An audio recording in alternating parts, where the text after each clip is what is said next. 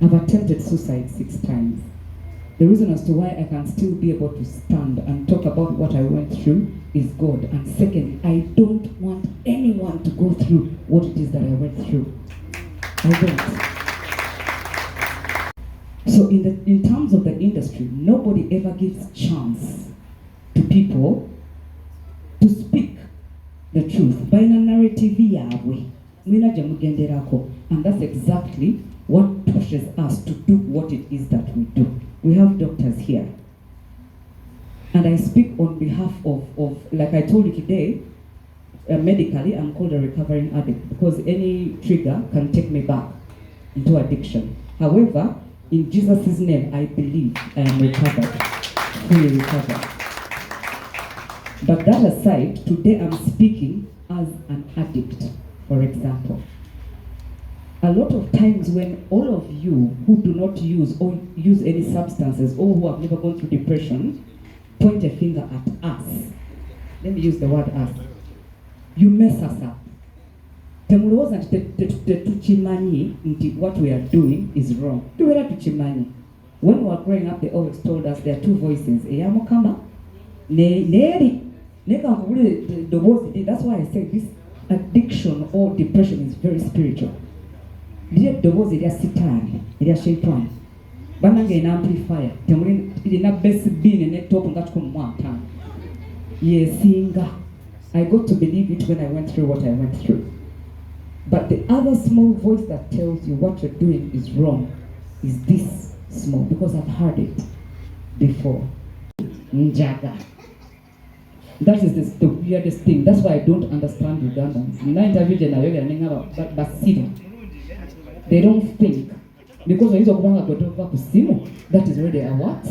An addiction. When you go to laptop, it's an addiction. When you go to studio, it's an addiction. When you go to porn, in the rehab, you made a hole in the mattress. You addict to porno. Olaba porno. Yeah, you take a mogundi ekituli muki mufaliso nga afachi porno. But you will not understand that. I said I'll speak like an addict. You look at us, but you will not understand where this thing comes from. That's why when it comes to mental health, even the addiction, depression, and what, ask where this thing comes from. We have doctors here. I hope one of our doctors here can explain what dopamine is. My issue started with the back problem. Next time I took when I take a drug, the pain disappears in 30 seconds. But now the fact that truly one of UNMF, it's about musicians, maybe it's a blessing that I'm a musician. So I went through this. Medians and one piece of movie, we went from rehab and sang videos, RIP Jackie, we shall miss your music. Video. Seven of video. We shall miss your music. How do you think I felt? I'm coming out. Is whatever it is that I was abusing, I'm not saying that I'm not condoning or saying it is good. But what I'm saying is one, for me I had a back problem. I had a problem. Madam here has a problem. I had a problem. Cutting that what I was using is called pethidine. And by the way, outside this continent, it's called Demerol. It's what killed Michael Jackson. If you didn't know. It's what killed Michael Jackson. So I was working on my pain, but it had other things kubali that it was doing for me. I suffer from chronic insomnia. Ngasebak. Nigga kastanfune mpiseyo, pethidine. Then we have doctors here. You know it. Kastanfune mpiseyo, bana hinga nebaka.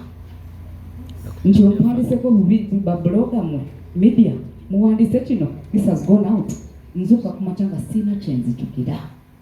Denera bilo bunumi bwange. Nenkola chi? Nengamba at least ufuna comfort here. But you see, within that time, when I come to talk about my friends, when I come to talk about the people around me. Somebody spoke about speaking to people. Si changu zinali njogera n'omuntu nga mukaabirira nti bannange this and this has happened.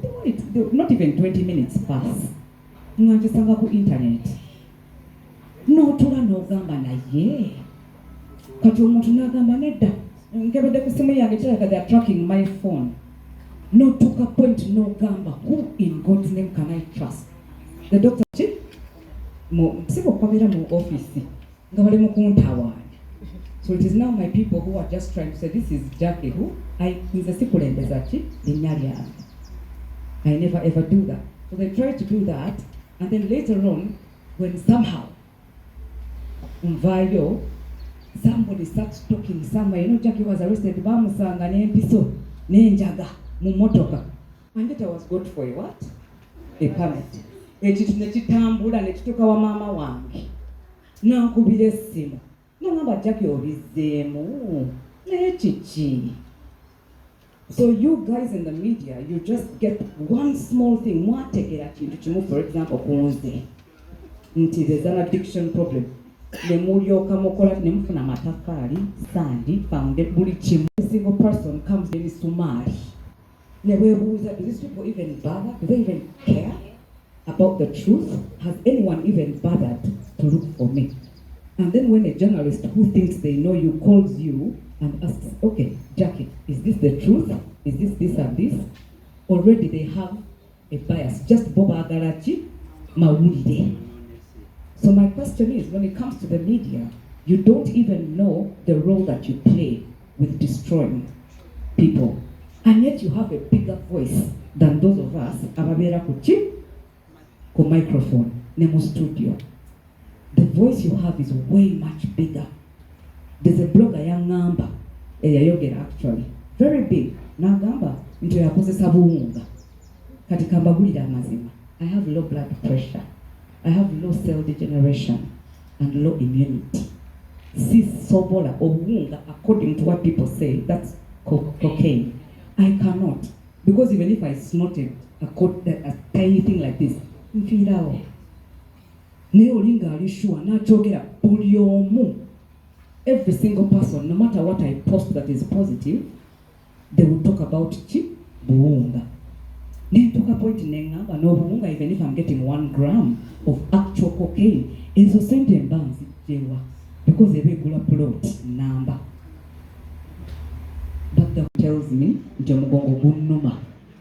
What itotekayo ko kukachi kaiso bweba.